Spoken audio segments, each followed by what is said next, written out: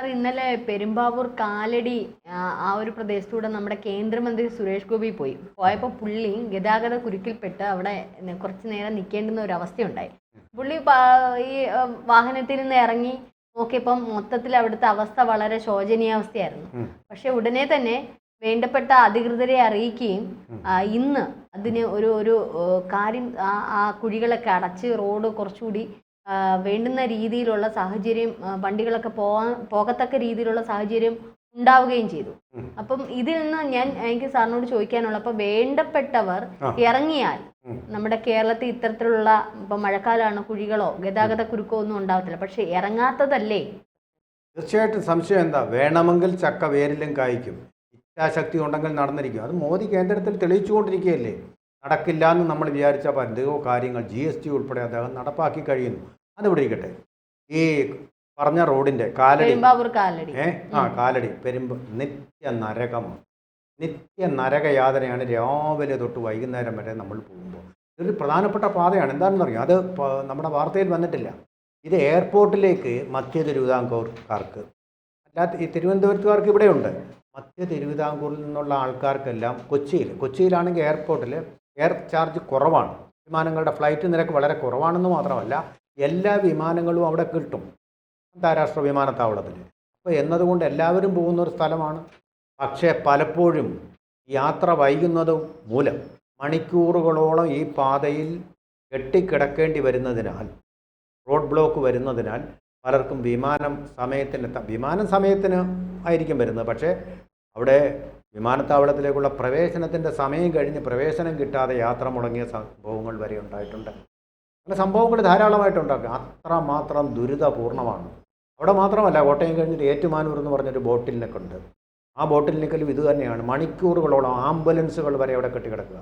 ഇപ്പോൾ സുരേഷ് ഗോപി എന്ന് പറയുന്നത് ഒരു അത്യാവശ്യ കാര്യത്തിന് വേണ്ടിയിട്ട് പോകുന്നതല്ല. അദ്ദേഹം ഒരു സാധാരണ യാത്രക്കാരനെ പോലെ പോയത് കൊണ്ടാണ് നമുക്കിത്.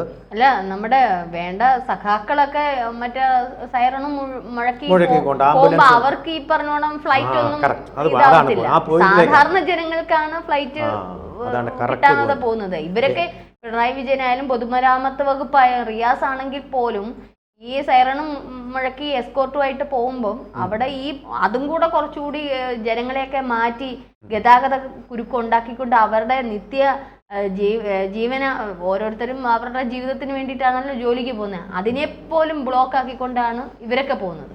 അവരുടെയൊക്കെ പോകുമ്പം പാതകളൊക്കെ ഇങ്ങനെ തുറന്നിടും, പരവതാനി വിരിച്ചിടും. പക്ഷെ ബാക്കിയുള്ളതെല്ലാം സഹിക്കുന്ന സാധാരണക്കാരാണ്. VIP culture. ആ VIP കൾച്ചർ ഉള്ളതുകൊണ്ടാണ് നമ്മളുടെ റോഡുകളുടെ ഒരു പൾസ്, യാത്രയുടെ ഒരു പൾസ് നമ്മുടെ VIP മുഖ്യമന്ത്രിയെ പോലുള്ളവർ അറിയാതെ പോകുന്നത്. അതാണ് പ്രധാനപ്പെട്ട പ്രശ്നം. ഇവിടെ നോക്കൂ, അദ്ദേഹം സാധാരണക്കാരനെ പോലെ സാധാരണക്കാർക്കിടയിലൂടെ സഞ്ചരിച്ചത് കൊണ്ട് മാത്രമാണ് ഇതറിയാൻ പറ്റും. നമ്മൾ ഈ VIP കൾച്ചർ ഇല്ലാതാക്കണം. നമ്മുടെ മന്ത്രിമാർ ഒക്കെ സാധാരണക്കാരെ പോലെ പ്രത്യേകിച്ച് അവകാശമൊന്നും നമ്മുടെ ഭരണഘടന അവർക്ക് കൊടുക്കുന്നില്ല. അതുപോലെ സഞ്ചരിച്ചെങ്കിൽ മാത്രമേ ഓരോ പൾസും നമുക്കറിയാൻ കഴിയൂ. ഊരിയാട് പോലുള്ള സംഭവങ്ങൾ നേരത്തെ മനസ്സിലാക്കാനും ഇങ്ങനെയുള്ള യാത്രകൾ തന്നെയാണ് നമുക്ക് ദേശീയപാതയിലായാലും നമ്മുടെ സംസ്ഥാന പാതയിലായാലും ഏതൊരു തരത്തിലുള്ള വിള്ളൽ വന്നാലും അവിടെ ഏത് വാഹനക്കുരുക്ക് വരുന്നതും പരിശോധിക്കാൻ വേണ്ടിയെങ്കിലും അകമ്പടിയില്ലാതെ സൈറൺ വിളിക്കാതെ വാഹനങ്ങളിൽ ഇവർ സഞ്ചരിച്ചു മനസ്സിലാക്കണം. പണ്ട് രാജാക്കന്മാർ ഇങ്ങനെ മനസ്സിലാക്കിയിരുന്നു. ധാരാളം ഉദാഹരണങ്ങളുണ്ട്. ഇവിടെ നമ്മൾ ശ്രദ്ധിക്കേണ്ട പ്രധാനപ്പെട്ട ഒരു കാര്യമെന്ന് പറയുന്നത്, ഈ പെട്ടെന്ന് ഇതിന് പരിഹാരം അദ്ദേഹത്തിന് ഉണ്ടാക്കാൻ കഴിഞ്ഞു. പക്ഷേ ഈ പരിഹാരം കഴിയുമ്പോൾ വീണ്ടും ഇതുപോലെ തന്നെ തുടരും. പരിഹാരമാണെന്നും പറഞ്ഞ് നേരത്തെ ഒരു ബൈപ്പാസ് നിർമ്മിച്ചതാണ് ഇവിടെ. ആ ബൈപ്പാസ് നിർമ്മിച്ചതുകൊണ്ട് ഈ ഇതിൽ കൂടിയുള്ള ഗതാഗതം ഇരട്ടിയാവുകയാണ് ചെയ്തത്.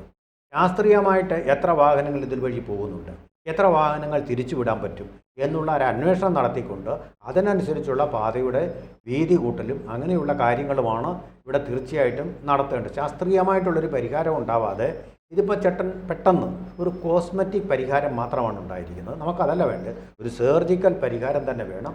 ആ രീതിയിൽ റോഡുകൾ ഉണ്ടാവണം.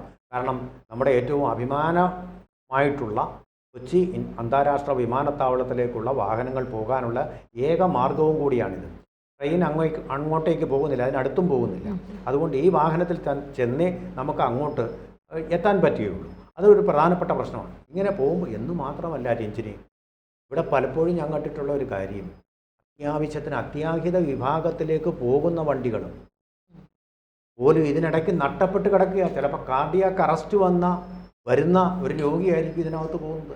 ഹൃദയസ്തംഭനം വരാവുന്ന ഒരു രോഗി, പക്ഷാഘാതം വരാവുന്ന രോഗി, അത്യാവശ്യമായിട്ട് രക്തം കെട്ടേണ്ട ഒരാൾ, കൊച്ചു കുട്ടികളാവാം. ചിലപ്പോൾ നമ്മൾ നിസ്സഹായരാണ്, എങ്ങോട്ടും പോകാൻ വഴിയില്ല. ഇവിടെ നോക്കൂ, അതേസമയം ഒരു മന്ത്രി പോകുമ്പോൾ എന്താ സംഭവിക്കുന്നത്? ആ സിഗ്നൽ അങ്ങ് ഓഫ് ചെയ്യിപ്പിക്കും. റെഡ്, ബ്ലൂ, റെഡ്, ഗ്രീൻ, അതുപോലെ തന്നെ ആംബർ. ഈ 3 ലൈറ്റുകളാണല്ലോ, അതൊന്നുമില്ല. ആംബർ മാത്രമാക്കും. അപ്പോൾ ഒരു വണ്ടിക്കും പോകാൻ പറ്റില്ല. പോലീസുകാരൻ കൈ കാണിച്ചിട്ട് മറ്റുള്ള വണ്ടികളെ എല്ലാം അങ്ങ് തള്ളി നീക്കും. പോടാന്നുള്ള മട്ടിൽ അവൻ പറയുന്നില്ലെന്നേ ഉള്ളൂ. അവിടെ വന്നിട്ട് അല്ല, പോലീസുകാരെ കുറ്റം പറയാൻ പറ്റില്ല. ഹോം ഗാർഡും എല്ലാവരും കൂടെ വന്നിട്ട് പോലീസിന് നിർദ്ദേശം വരുന്നതാണ്. ശരിയാണത്, വയർലെസ് വഴി നിർദ്ദേശം വരും. അവിടുത്തെ ട്രാഫിക് എല്ലാം ഓഫ് ചെയ്തിട്ട്, ട്രാഫിക് ലൈറ്റ് എല്ലാം ഓഫ് ചെയ്തിട്ട് മന്ത്രിയുടെ വണ്ടി വരുന്നുണ്ട്.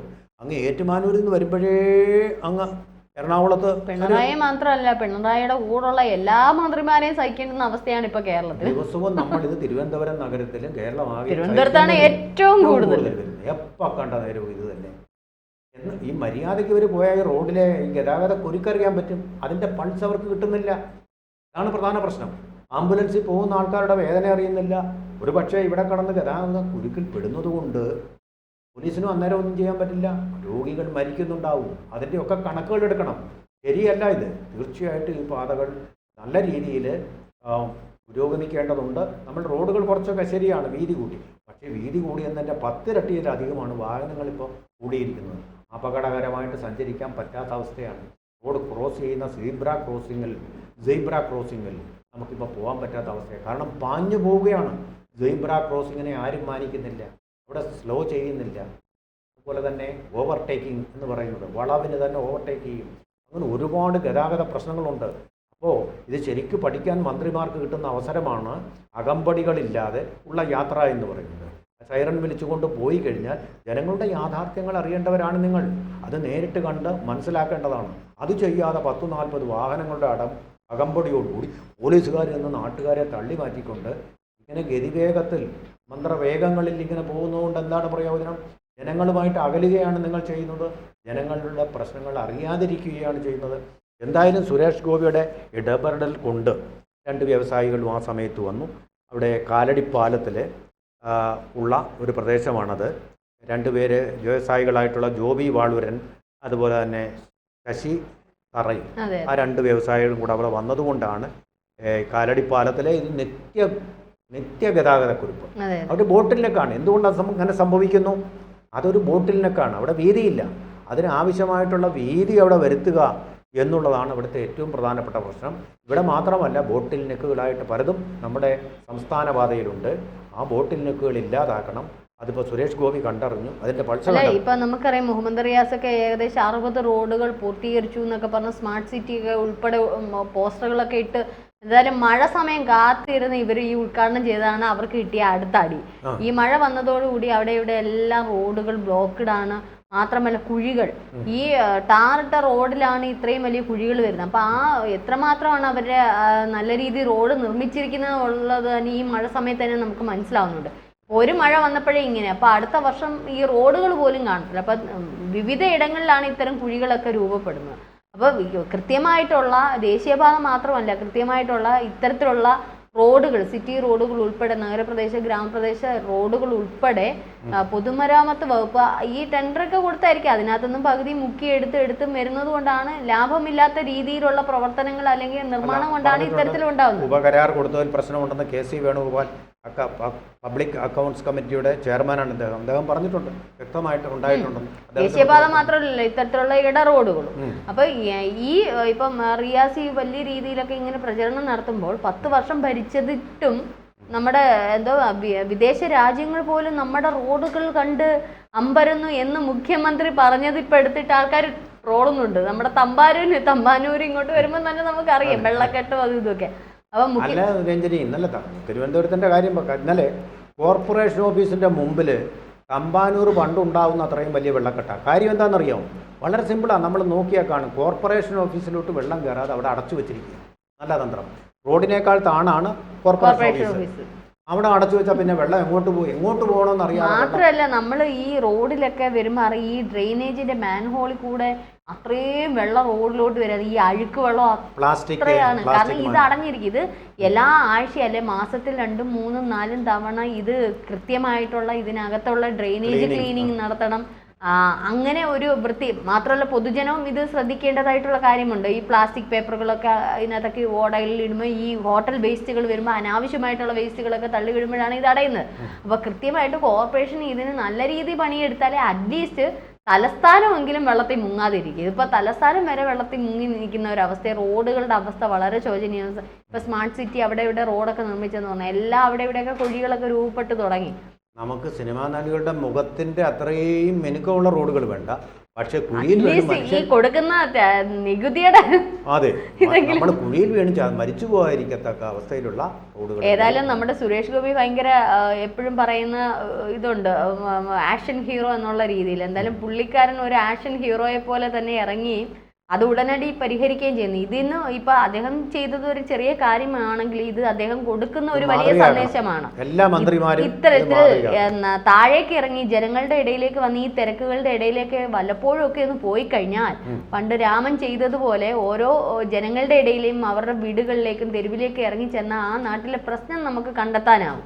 ഇങ്ങനെ എല്ലാ സൈറൺ മുഴുകി പോയി കഴിഞ്ഞാൽ ഇതൊന്നും കണ്ടെത്താനാവില്ല എന്നുള്ള ഒരു സന്ദേശവും കൂടിയാണ് സുരേഷ് ഗോപി നൽകിയത്. അതിന്റെ ഒരു സൈറൺ ആണ് ഇപ്പോൾ രഞ്ജിനി പറഞ്ഞത്.